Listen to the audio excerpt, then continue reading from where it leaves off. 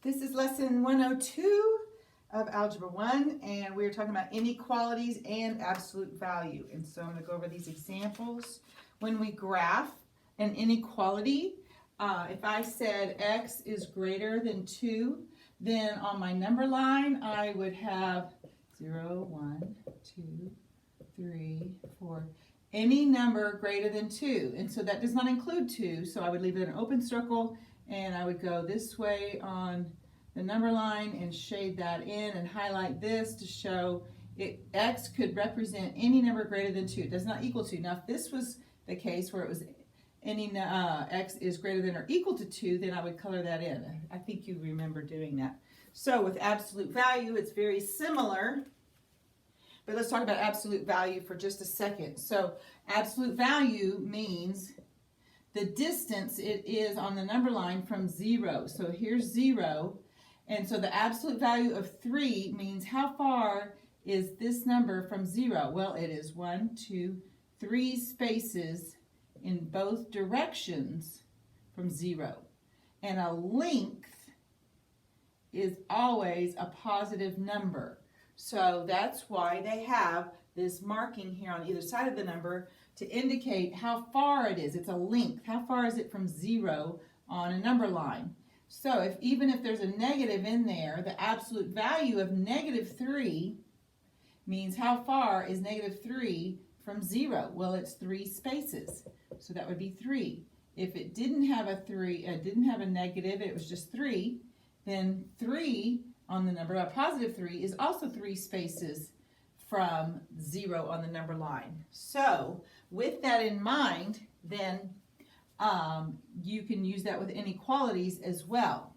Now, if I had a negative outside of the absolute value, that would be the opposite of. The opposite of. And so when you're done taking it out of the absolute value numbers, which would be 3, then you would put that back on both of those because they both have it outside of that. So keep that in mind because we'll see that in just a second also. Example 1 says, let's see. Here it is. Graph the absolute value of x is greater than 2.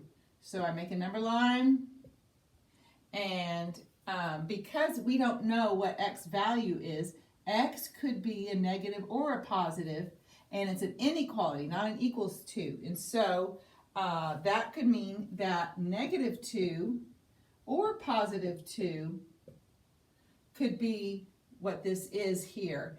But nevertheless, greater than 2. It's greater than that. And so any number greater than 2. So they're going to say that but not equal to. So we have an open circle, and you go both directions because we don't know what x is. Like that. Now another example would be the absolute value of x is less than or equal to 3. So on my number line, and because this could be a negative or a positive, we would have -3, +3, 0 in the middle. It would be less than or equal to, so we do colored in, less than negative or +3. So it would highlight this section between the two.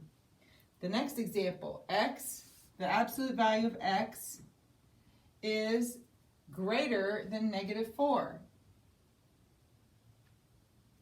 Right? Greater than -4. So this one is tricky. It says the absolute value of every number let me just read this.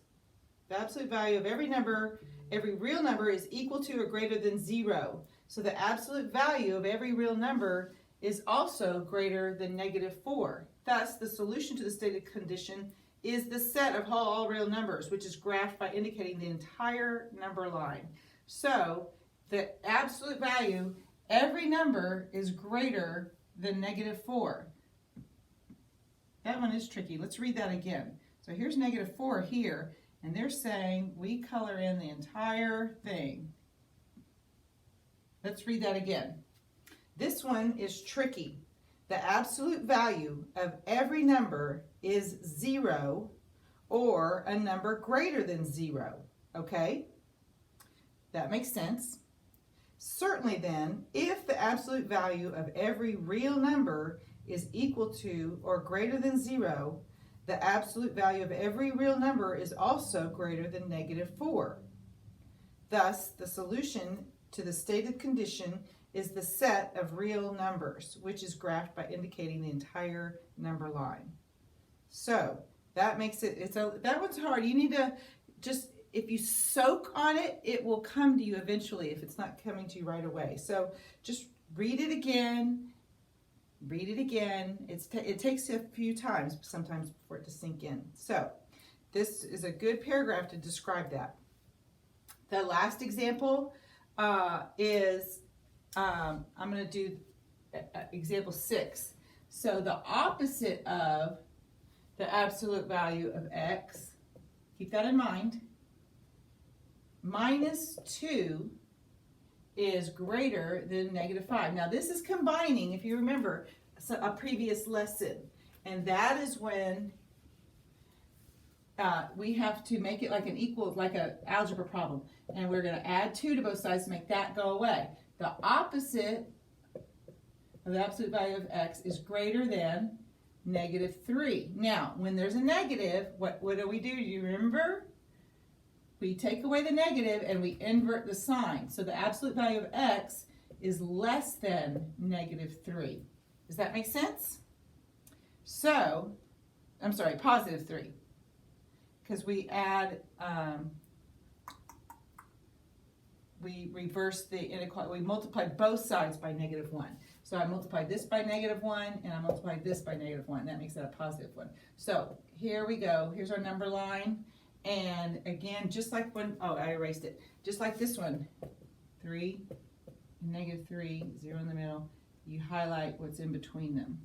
Now this one you leave open because it did not include 3. So on your homework, you'll have the first one will be where you, like this, where you have to move some numbers to the other side and reverse the sign because you have to multiply both sides by -1. And then the other one is, you can find the answer for B back on the front page because the absolute value of x is something to do with 0. I'm not going to tell you. You can figure, that one's not hard at all. You can figure it out. So that concludes lesson 102.